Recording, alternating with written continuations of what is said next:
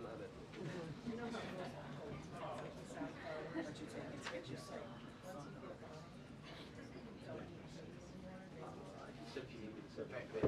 Yeah.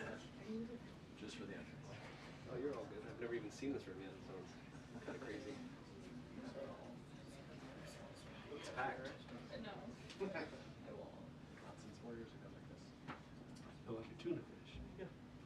Imagine being back there. I'm sorry. Good afternoon, everybody. How are we? Good to see all of you. It's an honor to be here with all of you. A lot of familiar faces in the room, a lot of new faces. And President Trump is back, and the golden age of America has most definitely begun. The Senate has already confirmed 5 of President Trump's exceptional cabinet nominees: Secretary of State Marco Rubio, Defense Secretary Pete Hegseth, CIA Director John Ratcliffe, Homeland Security Secretary Kristi Noem, and Treasury Secretary Scott Bessent. It is imperative that the Senate continues to confirm the remainder of the president's well-qualified nominees as quickly as possible. As you have seen during the past week, President Trump is hard at work fulfilling the promises that he made to the American people on the campaign trail. Since taking the oath of office, President Trump has taken more than 300 executive actions, secured nearly $1 trillion in U.S. investments, deported illegal alien rapists, gang members, and suspected terrorists from our homeland, and restored common sense to the federal government. I want to take a moment to go through some of these extraordinary actions. On day 1, President Trump declared a national emergency at our southern border to end the 4-year-long invasion of illegal aliens under the previous administration. Additionally, President Trump signed an executive order to end catch and release and finish construction of his effective border wall. By using every lever of his federal power, President Trump has sent a loud and clear message to the entire world. America will no longer tolerate illegal immigration, and this president expects that every nation on this planet will cooperate with the repatriation of their citizens. As proven by this weekend, when President Trump swiftly directed his team to issue harsh and effective sanctions and tariffs on the Colombian government, upon hearing they were denied a U.S. military aircraft full of their own citizens who were deported by this administration. Within hours, the Colombian government agreed to all of President Trump's demands, proving America is once again respected on the world stage. So, to foreign nationals who are thinking about trying to illegally enter the United States, think again. Under this president, you will be detained and you will be deported. Every day, Americans are safer because of the violent criminals that President Trump's administration is removing from our communities. On January 23rd, ICE New York arrested a Turkish national for entry without inspection who is a known or suspected terrorist. On January 23rd, ICE San Francisco arrested a citizen of Mexico unlawfully present in the United States who has been convicted of continuous sexual abuse of a child aged 14 years or younger. ICE St. Paul has arrested a citizen of Honduras who was convicted of 4th-degree criminal sexual conduct with a minor. ICE Buffalo arrested a citizen of Ecuador who has been convicted of rape. ICE Boston arrested a citizen of the Dominican Republic who has a criminal conviction for 2nd-degree murder. This criminal was convicted of murder for beating his pregnant wife to death in front of her 5-year-old son. And ICE St. Paul also arrested a citizen of Mexico who was convicted of possessing pornographic material of a minor on a work computer. These are the heinous individuals that this administration is removing from American communities every single day, and to the brave state and local law enforcement officers, CBP, and ICE agents who are helping in the facilitation of this deportation operation, President Trump has your back, and he is grateful for your hard work. On the economic front, President Trump took immediate action to lower costs for families who are suffering from 4 long years of the Biden administration's destructive and inflationary policies. President Trump ordered the heads of all executive departments and agencies to help deliver emergency price relief to the American people, untangle our economy from Biden's regulatory constraints, and end the reckless war on American energy. President Trump also signed sweeping executive orders to end the weaponization of government and restore common sense to the federal bureaucracy. He directed all federal agencies to terminate illegal diversity, equity, and inclusion programs to help return America to a merit-based society. President Trump also signed an executive order declaring it is now the policy of the federal government that there are only two sexes, male and female. Sanity has been restored. Before I take your questions, I would like to point out to all of you once again have access to the most transparent and accessible president in American history. There has never been a president who communicates with the American people and the American press corps as openly and authentically as the 45th and now 47th President of the United States. This past week, President Trump has held multiple news conferences, gaggled on Air Force One multiple times, and sat down for a two-part interview on Fox News, which aired last week. As Politico summed it up best, Trump is everywhere again. And that's because President Trump has a great story to tell about the legendary American revival that is well underway.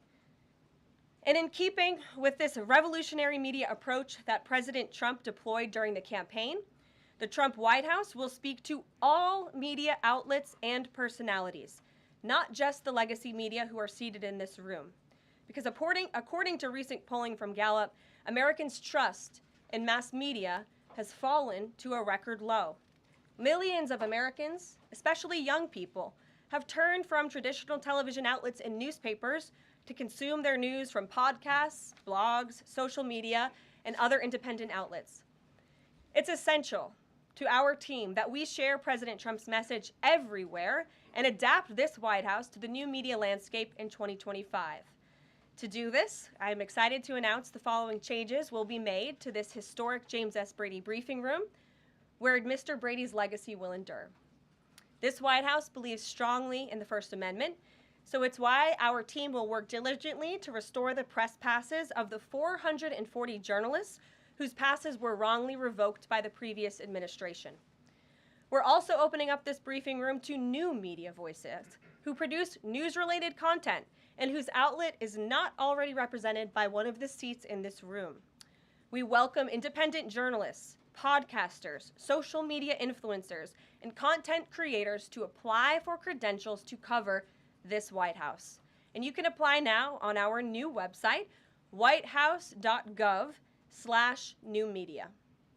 Starting today, this seat in the front of the room, which is usually occupied by the press secretary's staff, will be called the new media seat. My team will review the applications and give credentials to new media applicants who meet our criteria and pass United States Secret Service requirements to enter the White House complex. So in light of these announcements, our first questions for today's briefing will go to these new media members whose outlets, despite being some of the most viewed news websites in the country, have not been given seats in this room. And before I turn to questions, I do have news directly from the President of the United States that was just shared with me in the Oval Office from President Trump directly, an update on the New Jersey drones. After research and study, the drones that were flying over New Jersey in large numbers were authorized to be flown by the FAA for research and various other reasons. Many of these drones were also hobbyists, recreational, and private individuals that enjoy flying drones. In time, it got worse due to curiosity. This was not the enemy. A statement from the President of the United States to start this briefing with some news. And with that, I will turn it over to questions. And we will begin with our new media members, Mike Allen from Axios, Matt Boyle from Breitbart. Mike, why don't you go ahead? Thank you very much. Karoline, does the president see anything fishy about DeepSeek, either its origins or its cost? And could China's ability to make these models quicker, cheaper, affect our thinking about expanding generation data centers, chip manufacturing? Sure. The president was asked about DeepSeek last night on Air Force One when he gaggled for, I think, the third or fourth time throughout the weekend with members of the traveling press corps. The president said that he believes that this is a wake-up call to the American AI industry. The last administration sat on their hands and allowed China to rapidly develop this AI program. And so President Trump believes in restoring American AI dominance. And that's why he took very strong executive action this past week to sign executive orders to roll back some of the onerous regulations on the AI industry. And President Trump has also proudly appointed the first AI and crypto czar at this White House, David Sachs, whom I spoke with yesterday, very knowledgeable on this subject, and his team is here working every single day to ensure American AI dominance. As for the national security implications, I spoke with NSC this morning. They are looking into what those may be, and when I have an update, I will share it with you, Mike. Karoline, you say restore U.S. dominance. Is there a fear that the U.S. either is falling or has fallen behind? And how would the president make sure the U.S. stays ahead? No, the president is confident that we will restore American dominance in AI. Yeah, so Karoline, first off, thank you to you and President Trump for actually giving voices to new media outlets that represent millions and millions of Americans. The thing I would add, I've got a two-part question for you. The first is just can you expand upon what steps the White House is going to take to bring more voices, not less, which is what our founder, Andrew Breitbart, believed in, into this room where they rightly belong? Yeah. Absolutely. And as I said in my opening statement, Matt, it is a priority of this White House to honor the First Amendment. And it is a fact that Americans are consuming their news media from various different platforms, especially young people. And as the youngest press secretary in history, thanks to President Trump, I take great pride in opening up this room to new media voices to share the president's message with as many Americans as possible. In doing so, number one, we will ensure that outlets like yours, Axios and Breitbart, which are widely respected and viewed outlets, have an actual seat in this room every day. We also, again, encourage anybody in this country, whether you are a TikTok content creator, a blogger, a podcaster, if you are producing legitimate news content, no matter the medium, you will be allowed to apply for press credentials to this White House. And as I said earlier, our new media website is whitehouse.gov/new media. And so we encourage people to apply. Again, as long as you are creating news-related content of the day and you're a legitimate independent journalist, you're welcome to cover this White House. And secondly, Karoline, you said you laid out several of the actions that President Trump has taken. Obviously, it's a stark contrast to the previous administration of breakneck speed from President Trump. Can we expect that pace to continue as the first 100 days moves along here and beyond that?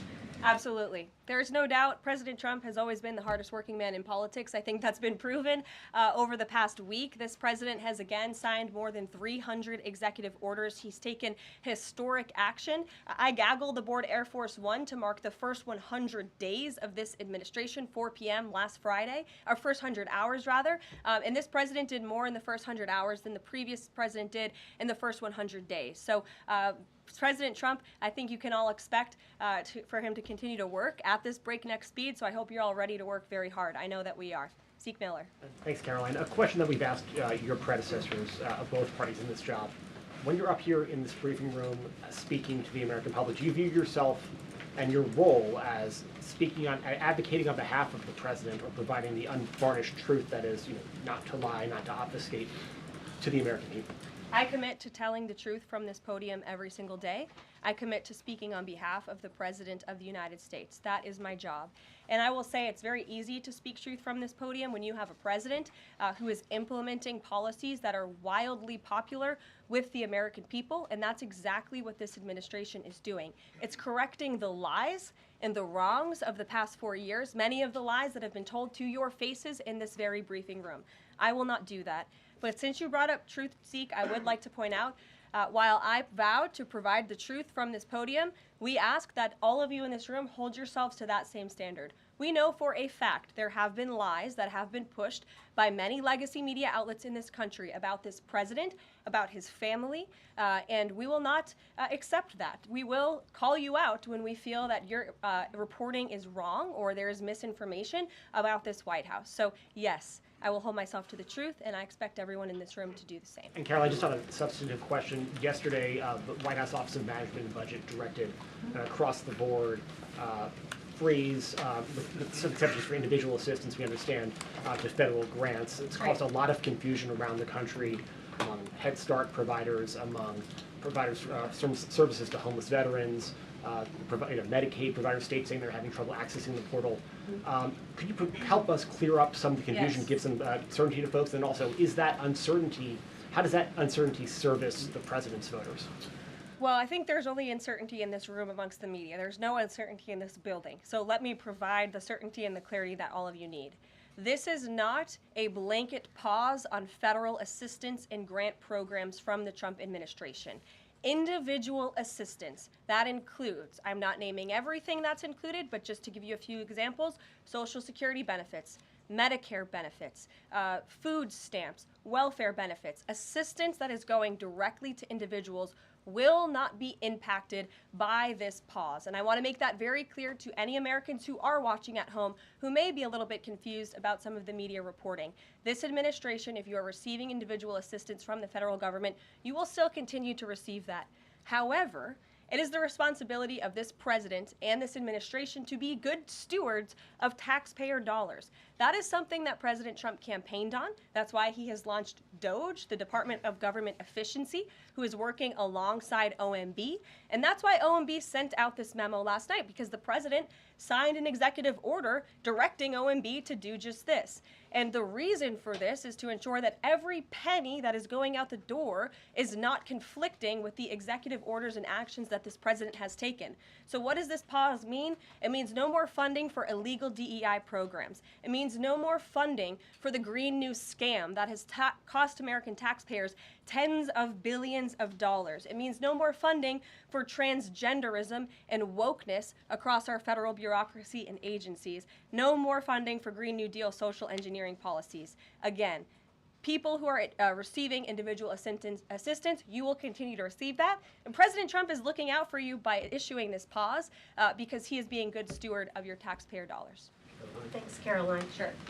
How long is this pause going to last, and how is the Trump administration recommending that organizations that rely on federal funding make payroll, pay their rent in the meantime?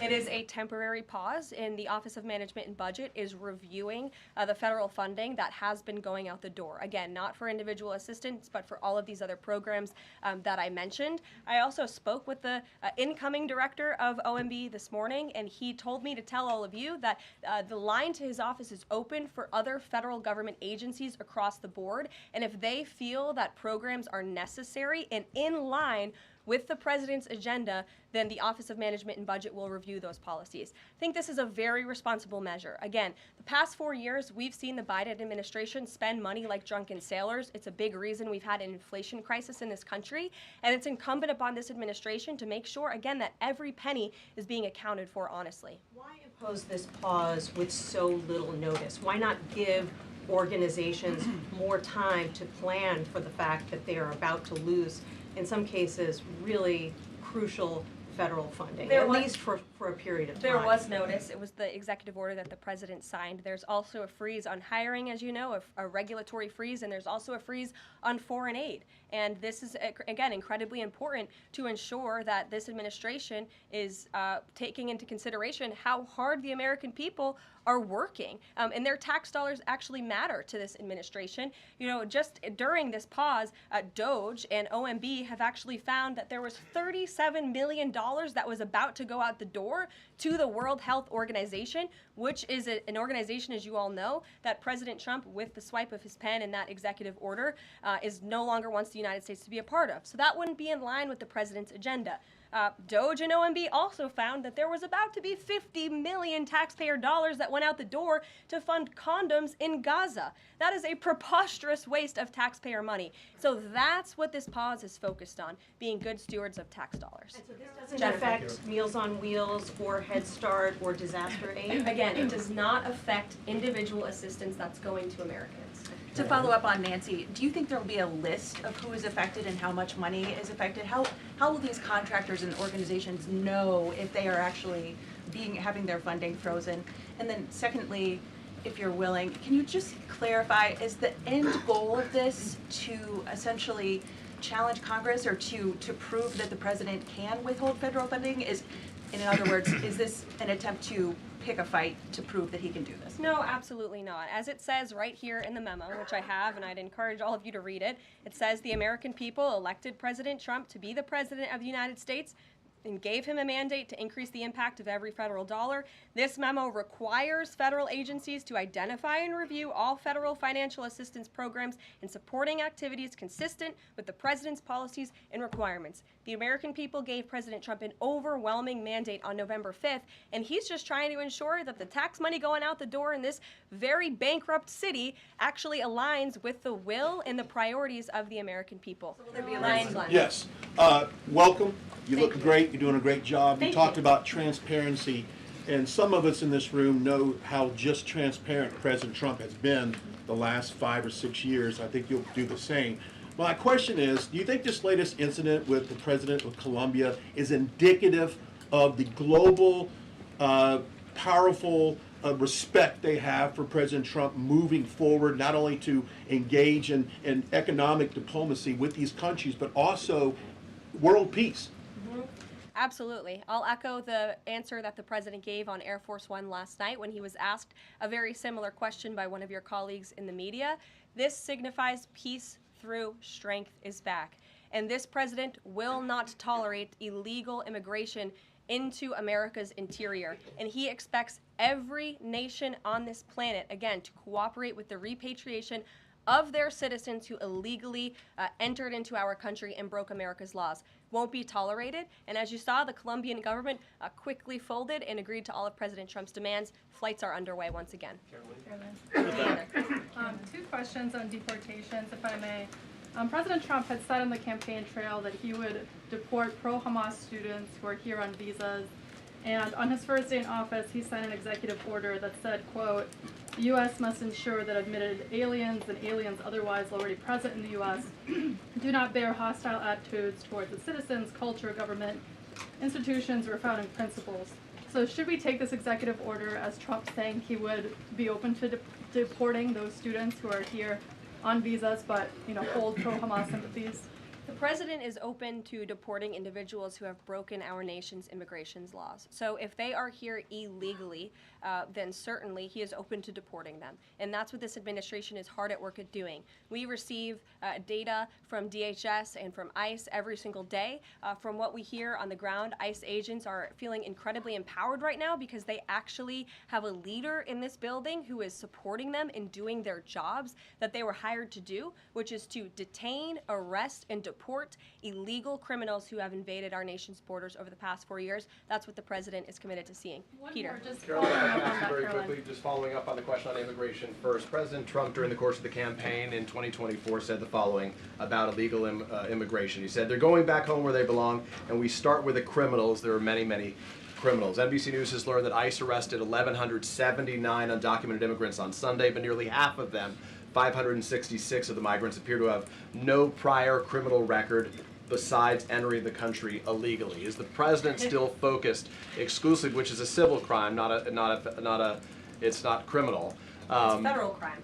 So I'm asking though, he said he was going to focus on those violent offenders first. So is violent offenders no longer the predicate for these people to be deported? The president has said countless times on the campaign trail, I've been with him at the rallies, I know you've been there covering them too, Peter, that he is focused on launching the largest mass deportation operation in American history of illegal criminals. And if you are an individual, a foreign national, who illegally enters the United States of America, you are, by definition, a criminal. And so therefore, you are subject to deportation. I apologize for interrupting. So to be clear, it's not violent criminals do not receive precedence in terms of the deportations taking place. The president has also said two things can be true at the same time. We want to deport illegal criminals, illegal immigrants from this country, but the president has said that, of course, the illegal criminal drug dealers, the rapists, the murderers, the individuals who have committed heinous acts on the interior of our country and who have terrorized law-abiding American citizens, absolutely, those should be the priority of ICE, but that doesn't mean that the other illegal criminals who entered our nation's borders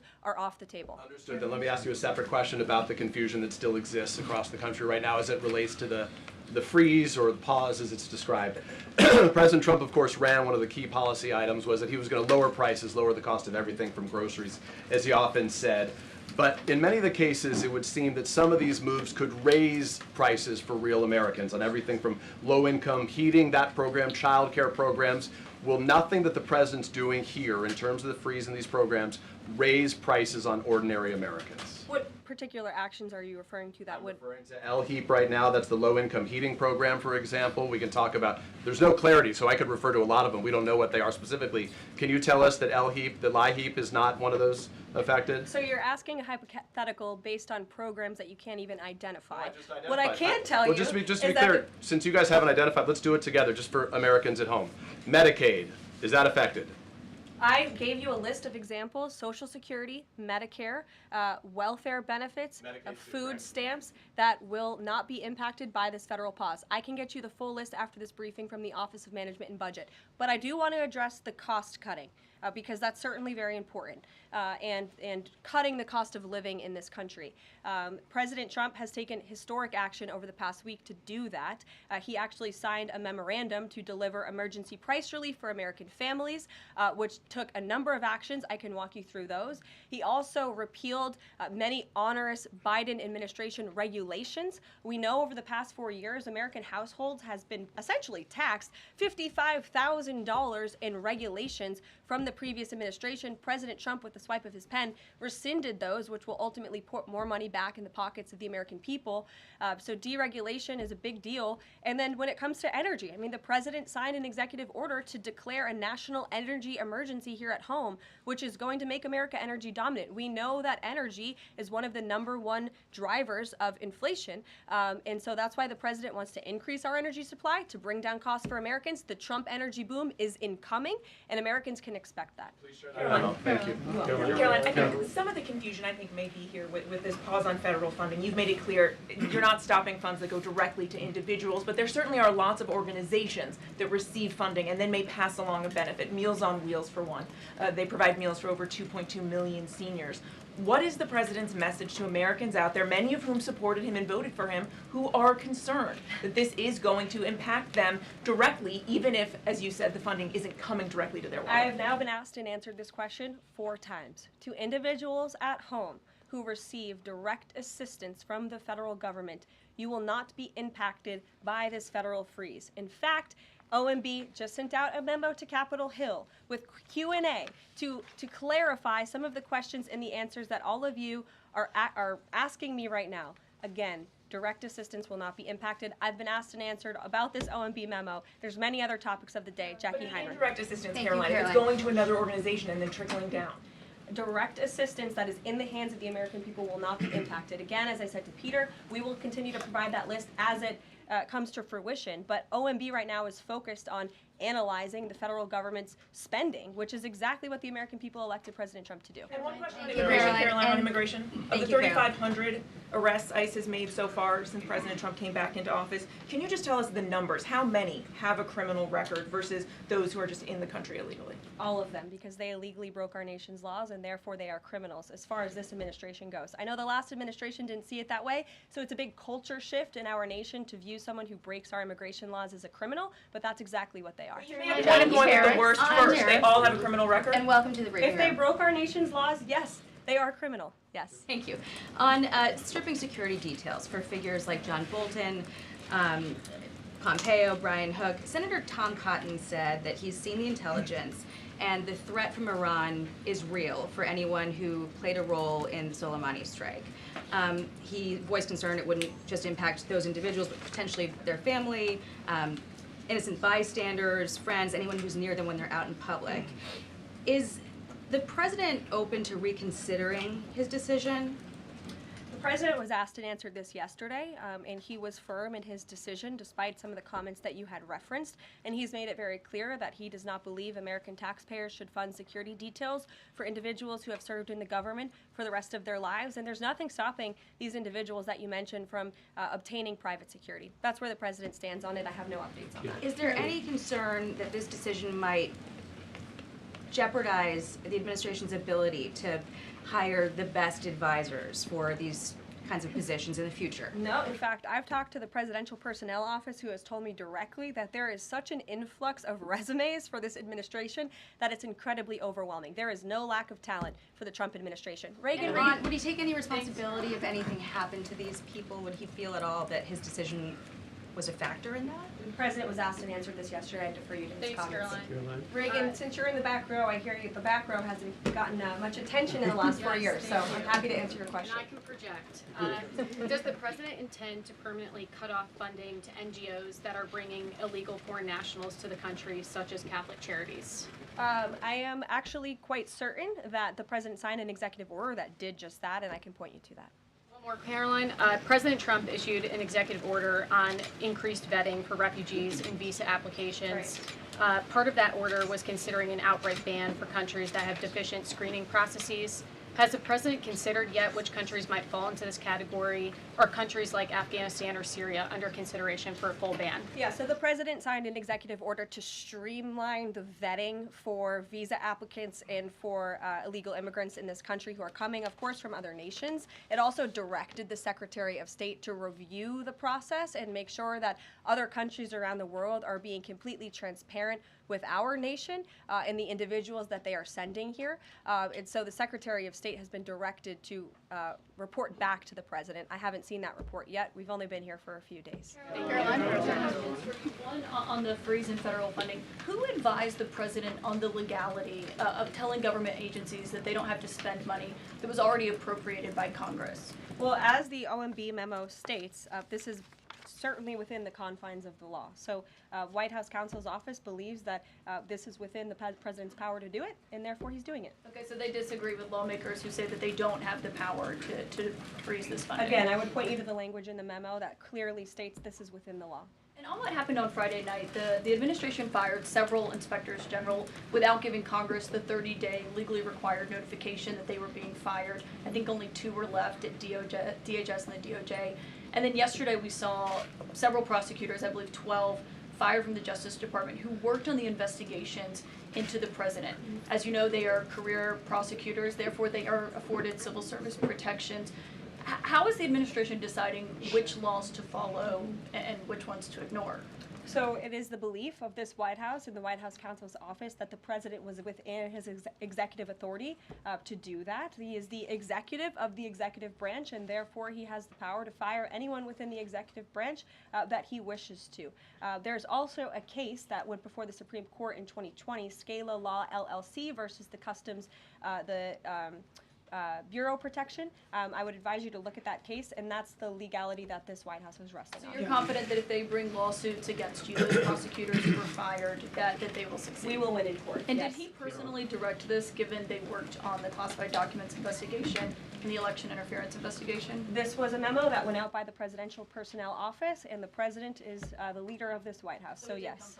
Yes. Caroline. Caroline? Sure. Thank you. Congrats on your first day on the podium. Thank you. President Trump ended funding for UNRWA and also designated the Houthis a foreign terrorist organization. That's right. Both were decisions that the previous administration had reversed. So here's my question. Will there be an investigation into who gave the previous administration this terrible advice? Well, that's a very good point. I haven't heard discussions about such an investigation, but it wouldn't be a bad idea considering that the Houthis certainly are terrorists. They have launched attacks on U.S. naval ships across this world, and so I think it was a very wise move by this administration to redesignate them as a terrorist group, because they are, and I think it was a foolish decision by the previous administration to do so. As for an investigation, I'm not sure about that, but it's not a bad idea. Josh. Thank you for the question. I appreciate it. Can you give us an update on the president's plans for his tariff agenda? He spoke a lot about this yesterday, and there's a couple of dates coming up that he's spoken to. Number one, February 1st, he's alluded to both the potential for tariffs for Canada and Mexico, but also China to take effect on those days. What's he thinking about that? Yeah. Should those countries expect that on the Again, first? he was asked and answered this question this past weekend when he took a lot of questions from the press, and he said that the February 1st date for Canada and Mexico still holds. The China 10% tariff that he also had mused about last Tuesday going into effect on the same day. Yep, the president has said that he is very much still considering that for February 1st. Yesterday he talked also about sectoral tariffs on, for instance, pharmaceuticals as well as semiconductor computer chips. He talked about steel, aluminum, and copper. What's the timeline on those? Is that a similar sort of coming days thing? Yeah, so when the president talked about that in his speech yesterday, that actually wasn't a new announcement. That was within a presidential memorandum that he signed in one of the first days here in the White House on his America First trade agenda. So there's more details on those tariffs in there. As far as a date, I don't have a specific date to read out to you, but the president is committed to implementing tariffs effectively, just like he did in his first term. Finally, he also was asked on the plane when he gaggled about the potential for a universal tariff. He was asked maybe about 2.5%. There was a report about that. He said he wanted much bigger than that. Should we understand that these tariffs would add up?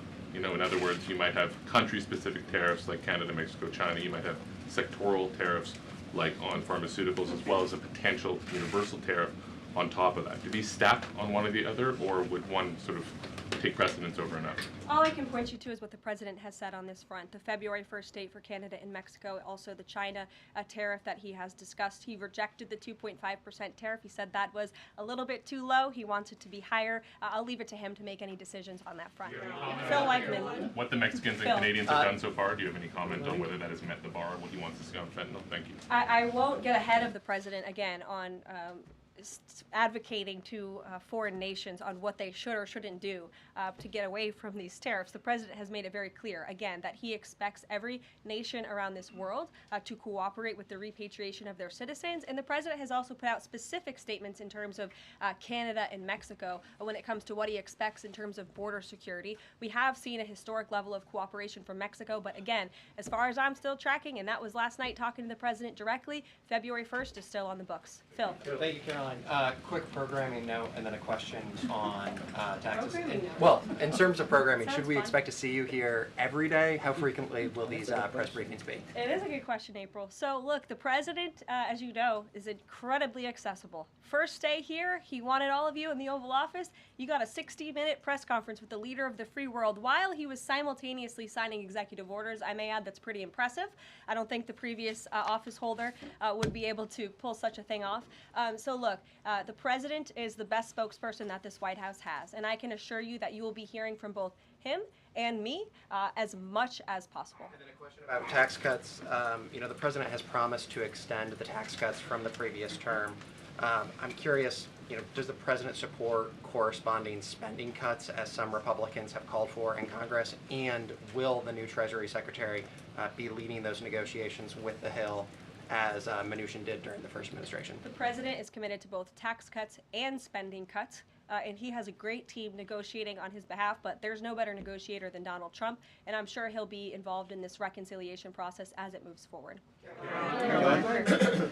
Caroline, in the announcement that you made last night on the Iron Dome, it said the president had directed that the United States will build this Iron Dome. Yeah. When you read into the executive order, it seemed short of that. It asked for a series of studies and reports back to him.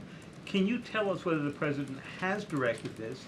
And if he is as concerned on this issue, why the suspensions that we saw listed by OMB included so many different nuclear programs, non-proliferation programs, programs to blend down nuclear weapons, and so forth? First of all, when it comes to the Iron Dome, the executive order directed the implementation of an Iron Dome. It also, as you said, kind of directed research and studies to see if or how the United States can go about doing this, particularly the Department of Defense.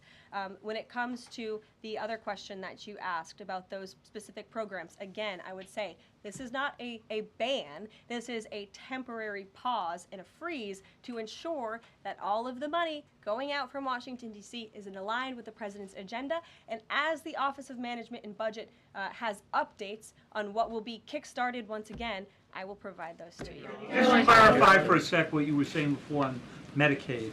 It wasn't clear to me whether you were saying that no Medicaid would be cut off. Obviously, a lot of this goes to states before it goes to individuals and so forth. So are you guaranteeing here that no individual now on Medicaid would see a cutoff because of the pause? I'll check back on that and get back to you. John. Thanks a lot, Caroline. As you know, in the first week that the president was in office, signed an executive order as it relates to birthright citizenship, trying to eliminate that. Now, 22 state attorney generals have said that this is unconstitutional. A federal judge has just agreed with their argument. What's the administration's argument for doing away with birthright citizenship? The folks that you mentioned have a right to have that legal opinion, but it is in disagreement with the legal opinion of this administration. This administration believes that birthright citizenship is unconstitutional, and that is why President Trump signed that executive order. Illegal immigrants who come to this country and have a child are not subject to the laws of this jurisdiction. That's the opinion of this administration. We have already appealed the lawsuit that was filed against this administration, and we are prepared to fight this all the way to the Supreme Court if we have to, because President Trump believes that this is a necessary step to secure our nation's borders and protect our homeland. On foreign policy, Caroline, on foreign policy, if I may, the president's commitment to the NATO Defense Alliance, is it as strong as the prior administration? Is it the same as when he served as president in his first term in office? As long as NATO pays their fair share, and President Trump has called on NATO allies to increase their defense spending to 5%. You actually saw the head of NATO at Davos last week on Bloomberg television saying that President Trump is right, and if Europe wants to keep itself safe, they should increase their defense spending. I would just add that there was no greater ally to our European allies than President Trump in his first term. The world for all nations in Europe and of course here at home was much safer because of President Trump's peace through strength diplomatic approach. Monica. Thank you, Caroline, and it's great to finally be called on as well in the briefing room. I appreciate that. You're welcome. Of course, we know President Trump just got back from North Carolina and California meeting with victims of natural disasters. There's the 2-year anniversary of the East Palestine, Ohio toxic train derailment. Does the president have any plans to go visit the victims of that toxic spill, or just visit in general?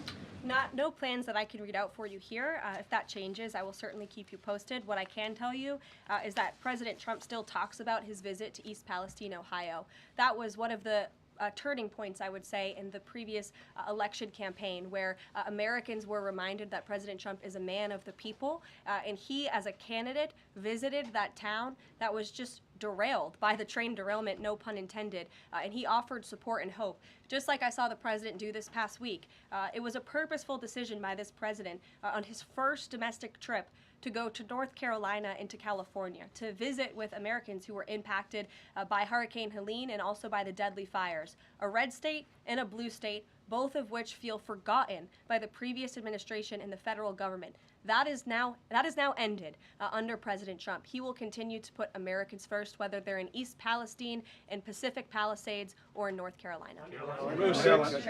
Thank you, Caroline. On California, could you please clarify what the military did with the water last night as referenced in the president's Truth Social post? The water has been turned back on in California, and this comes just days after President Trump visited Pacific Palisades, and as you all saw, applied tremendous pressure on state and local officials in Pacific Palisades, including Los Angeles Mayor Karen Bass, to turn on the water and to direct that water to places in the south and in the middle of the state that have been incredibly dry, which has led to the expansion, the rapid expansion of these fires. So could you clarify what the military's role was, where the water came from, and how it got there? Again, the Army Corps of Engineers has been on the ground in California to respond to the devastation from these wildfires, and I would point out that just days after President Trump visited the devastation from these fires, the water was turned on. That is because of the pressure campaign he put on state and local officials there who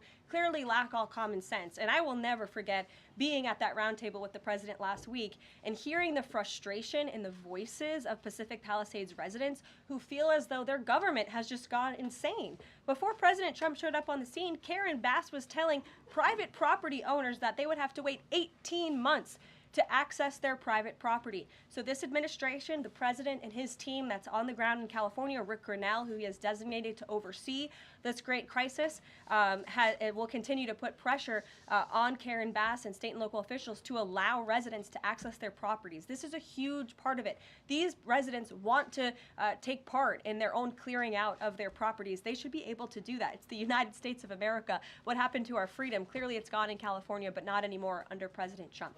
April. Caroline, welcome to the briefing room. Thank you. Several questions. One on the pause. Will minority serving institutions, preferably colleges and universities, have those monies held back temporarily at this moment? Again, I have not seen the entire list because this memo was just sent out. So I will provide you all with updates as we receive them, okay? Secondly, when it comes to immigration, there is this southern border focus. What happens to those who've overstayed their visas?